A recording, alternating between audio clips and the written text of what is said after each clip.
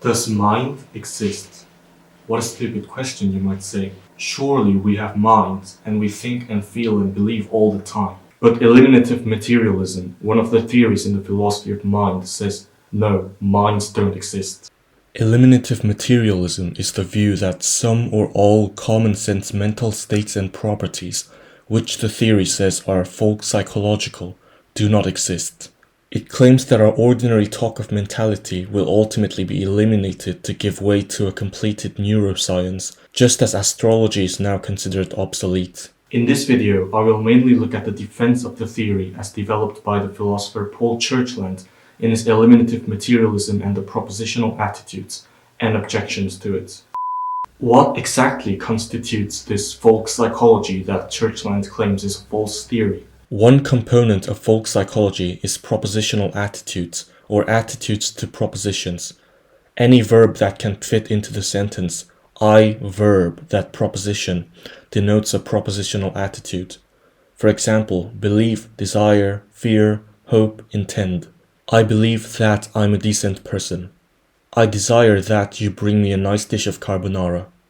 I fear that I might gain weight, etc. Non-propositional states such as emotions, pain, and drunkenness are also part of folk psychology. Finally, folk psychology includes the know-how about the relations between mental states and behavior. For example, we often attribute mental states to a person in order to explain why they behave the way they do. I order carbonara at a restaurant, which is a behavior, because I desire carbonara, which is a mental state. Now, eliminative materialism says that none of these mental states exists. No believing, no hoping, no feelings. Churchland argues that folk psychology is a theory.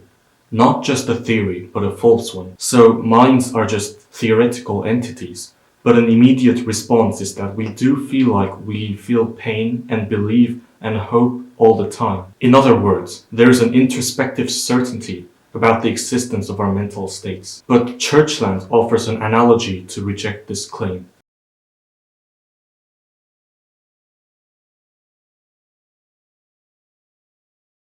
Essentially, he's likening the folk psychological belief that we have mental states to the mistaken belief that stars revolve around the Earth. However, the cases are not really alike. The analogy is imperfect. The classical man's conviction regarding the sphere of heavens really is a theory because it tries to explain appearances. In contrast, folk psychology is not a theory but a mere description or naming of appearances. In saying that I fear that something might be the case, I'm not trying to explain anything. I'm merely giving the name fear to this particular subjective feeling I have. The difference between the ancient astronomical theory and folk psychology is like the difference between the propositions dark matter exists and the sky looks pink to me right now. The former is an attempt at explaining why things are the way they are, whereas the latter is a description that things are some way.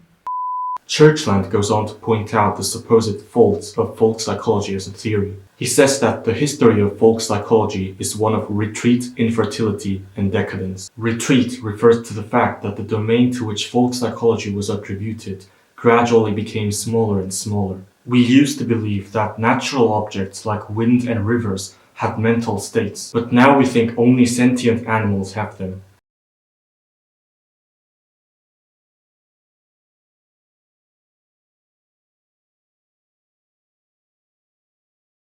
Churchland seems to be saying that we should stop ascribing mental states to ourselves, just as we did to objects in nature. But this induction is not convincing. There is a profound difference between a river and a human being.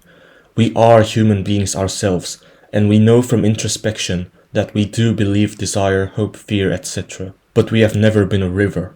He also claims that folk psychology is a profoundly imperfect theory that has made no progress for millennia. But as Horgan and Woodward point out,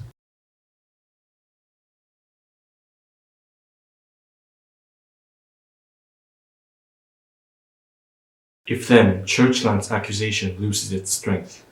As a general objection to eliminative materialism, some argue that the theory is self-refuting. According to them, asserting the truth of eliminative materialism implicitly involves believing that the theory is true. But at the same time, the very theory denies that propositional attitudes, like beliefs, are real. Therefore, saying that eliminative materialism is true involves a contradiction. However, this is one of the weaker objections. The eliminative materialist could simply assert that their theory is true without talking of belief. This does not involve any direct self-contradiction.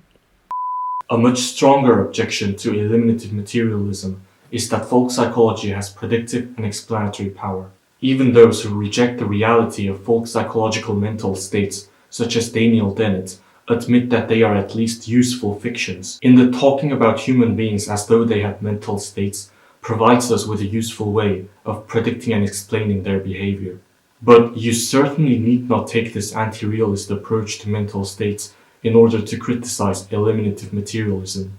Rather, you could say that the eliminative materialist is misrepresenting folk psychology. They are accusing the advocate of folk psychology as making an ontological commitment of claiming that there are entities called beliefs, desires, fears, etc. In reality, folk psychology makes no such ontological commitment. It claims not that there are entities called, say, hopes and fears, but just that one hopes and one fears. I want to go to Tromsø does not entail there is an X which is my desire to go to Tromsø. Since folk psychology is not a view that there are entities called beliefs and desires, etc. in the head, it's a fruitless endeavor to challenge folk psychology by saying that its supposed entities resist smooth integration into the sciences.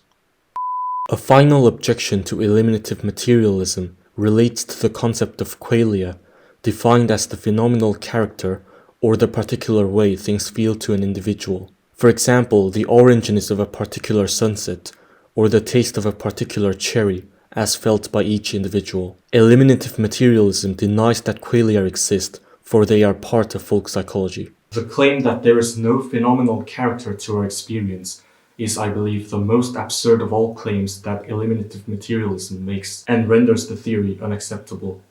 We have looked at some central claims of eliminative materialism and issues with them. Overall, my opinion is that the theory is unconvincing because it misrepresents the ordinary understanding of the mind that it tries to attack. Moreover, the claim that folk psychology is a theory is a crucial premise to eliminative materialism, but that claim seems to be false for the reasons I've mentioned. Thank you for watching.